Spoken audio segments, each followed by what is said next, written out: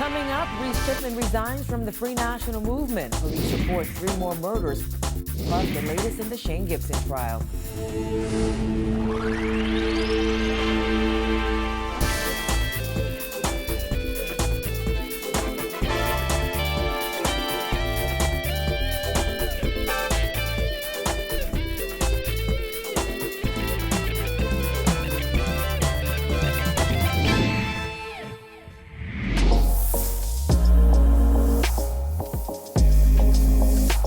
Our news is brought to you by Alive.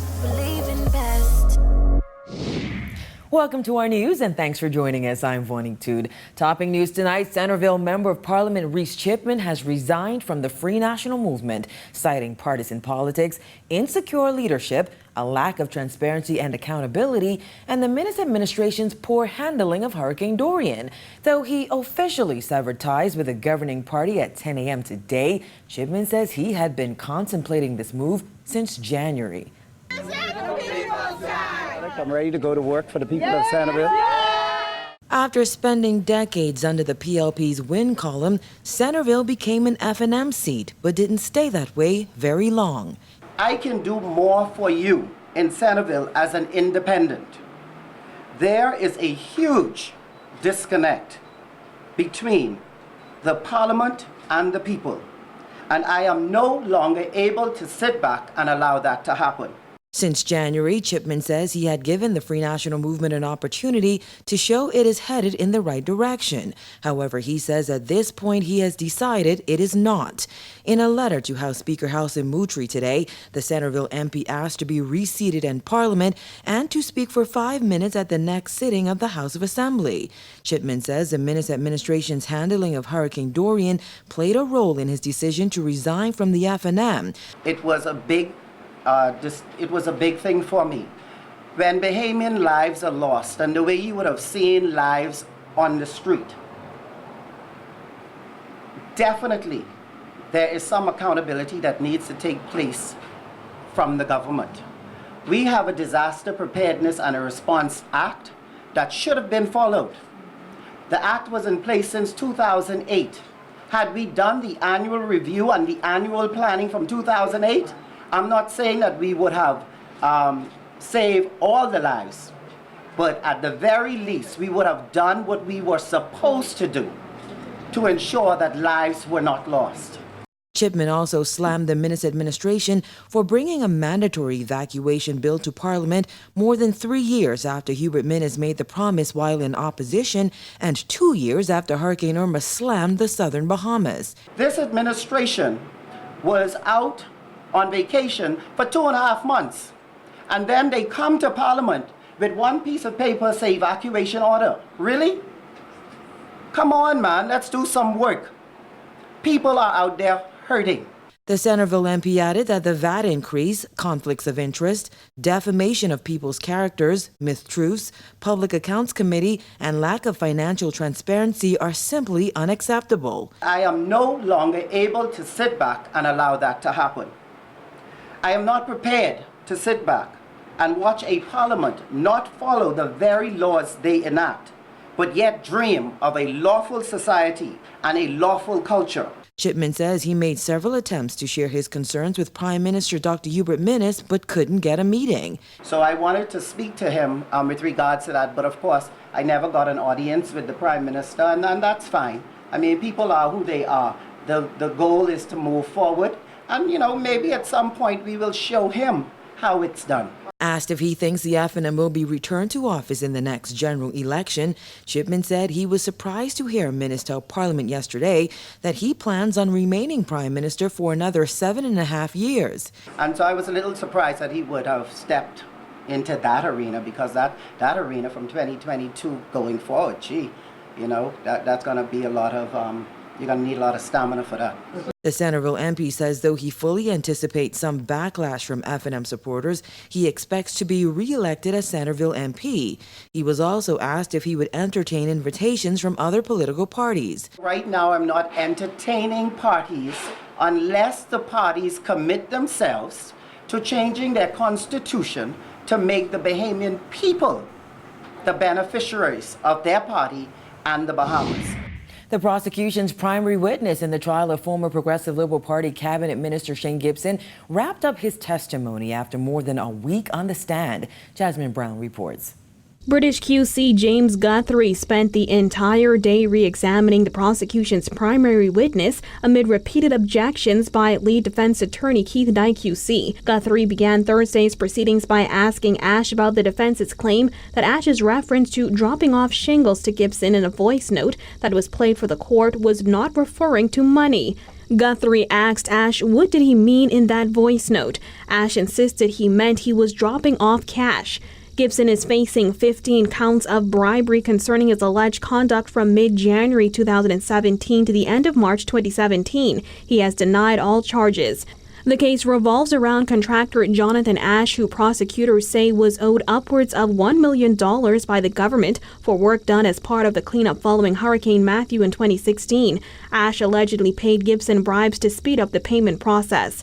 In court on Thursday, Guthrie also asked Ash about a message sent by Gibson asking, "Any shingles today?" He asked Ash if Gibson was meaning roof tiles. Ash responded no. Guthrie also referred Ash to Knight's questions about Ash sending photos of a pile of used shingles to Gibson. Ash had previously testified that a WhatsApp message Gibson sent him inquiring about shingles was Gibson asking him for bribe money.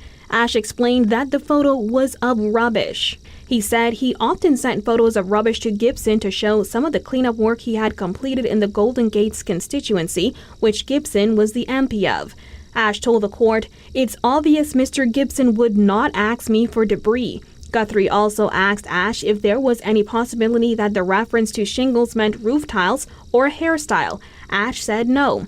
Guthrie also asked Ash about Knight's suggestion that Ash was paid money he was owed by the government after he sought help from Ministry of Works Chief Engineer Mr. Rahman, Deborah Bastian, Permanent Secretary Jack Thompson, and former Financial Secretary Simon Wilson. Ash said he did not get paid after going to those people. He told the court, "Mr. Gibson was in charge of everything. They couldn't authorize anything." Guthrie then asked Ash about a September 25, 2017 meeting referenced by Knight that was held at CDU and attended by ASP Deborah Thompson, Ash, Bastian, and their attorneys. Ash told the court he did not know the meeting was being recorded and that nothing in his statement changed as a result of that meeting. Guthrie then took Ash over a statement he gave to police on June 28, 2017. He asked Ash to expand on a portion of that statement that Knight previously read to him concerning a meeting Ash had with Bastian and Gibson at Gibson's office on Meeting Street in January 2017. Knight had read to Ash, "Bastian told me you know what that mean, and I said no I don't, and she said I need $250,000. Guthrie then read the line before those words. It said, "Mr. Gibson laughed, jumped up and walked into his office and said y'all to talk, and Miss Bastian told me you know what that mean." Guthrie then took a look at a freeze order placed on Ash's Commonwealth Bank account. Guthrie pointed out that the order allowed Ash to withdraw $100,000 a week for expenses. Guthrie then pointed to a July 20, 2017 consent order from the Attorney General's office that allowed Ash to withdraw $500,000. Guthrie wrapped up his re-examination by asking Ash if police ever contacted him. Ash responded by saying when the Prime Minister spoke about him in the House of Assembly on June 22, 2017, he went to the police the day after because he was in fear of his life. Ash's excitement after completing his testimony was on full display as he exited the courtroom just before 4 p.m. on Thursday. Moments after he was dismissed by Supreme Court Justice Carolina Bethel, Ash explained, "Thank you. I appreciate it. I had a wonderful time." The case resumes on November 11th. Justice Bethel explained in court that the 4-week break was unavoidable as both Knight and Guthrie have matters in other jurisdictions. Reporting for our news, I'm Jasmine Brown. A man died in hospital today after police say he was shot during an incident on Gamble Heights off Blue Hill Road around 3 p.m. This latest killing comes one day after another man was gunned down in Kennedy subdivision.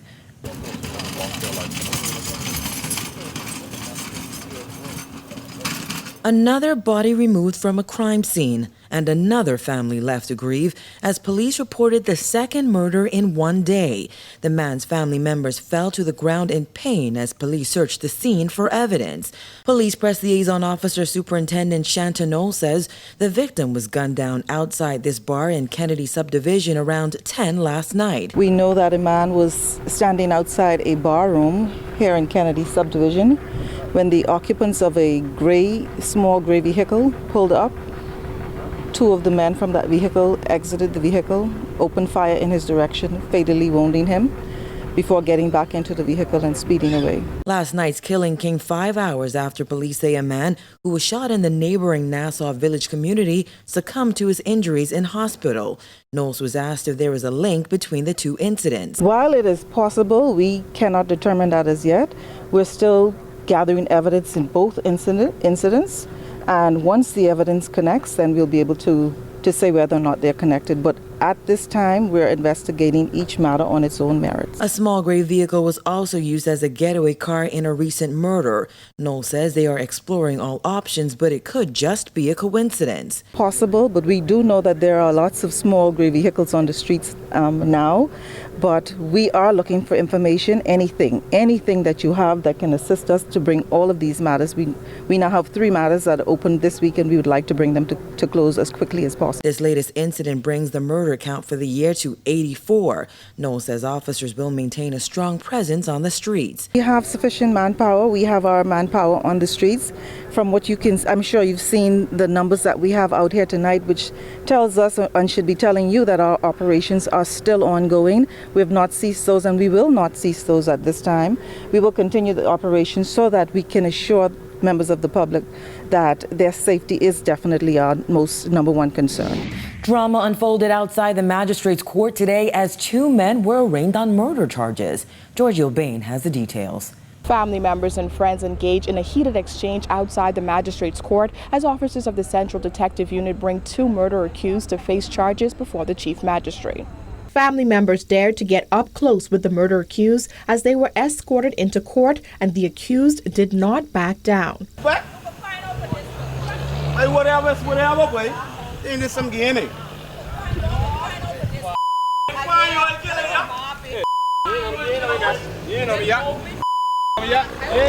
43-year-old Basil Clark, seen in the black shirt, was arraigned on 4 charges before Chief Magistrate Joyanne Ferguson Pratt. Clark was represented by attorney Jomo Campbell. He was charged with the September 6 murder of Jimmy Augustine and the murder of Dwight Miller on the same day on Key West Street. The accused also faced 2 attempted murder charges. It is alleged that Clark attempted to take the life of Alvin Sanders and Nestor Mackey.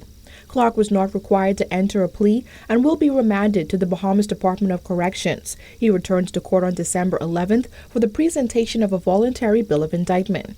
Meanwhile, Wade Roll, seen in the green shirt, was charged with the murder of Antonio Farrington. According to police reports, the victim was sitting in his vehicle on Bimini Avenue off Market Street when he was approached by a gunman who opened fire in his direction, injuring him before running away. The victim was later transported to hospital where he succumbed to his injuries. Roll was not represented by an attorney. He was remanded to the Bahamas Department of Corrections and returns to court on December 18th for the presentation of a voluntary bill of indictment. Reporting for R News, I'm Giorgio Bain.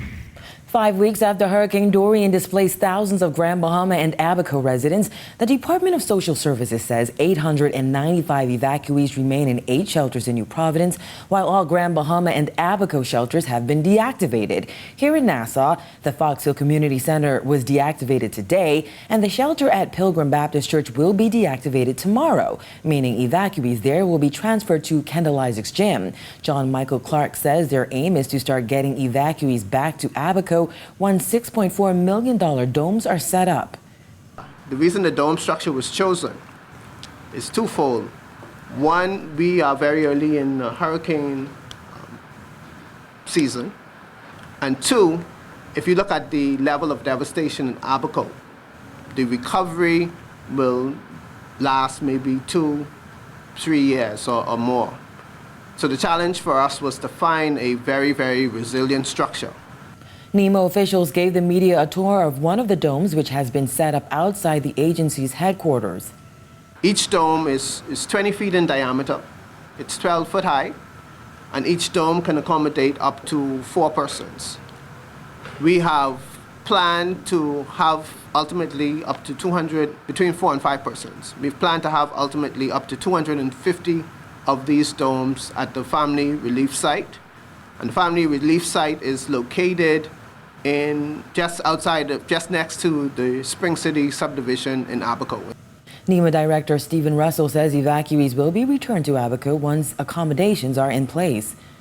We need to get people back into the community to at least go and look at their property, not just those persons who were in the mud community or the Pigeon P, but through all Abaco and other districts of Abaco. We need to get people back into the area to go and look at their property. In our cleaning operation, we cannot physically go on people's property to clean their property. They need to be there to clean their or to view their property and move debris to the curb. Still to come on our news, the health minister says millions of more dollars are needed in his ministry's budget. Stay tuned.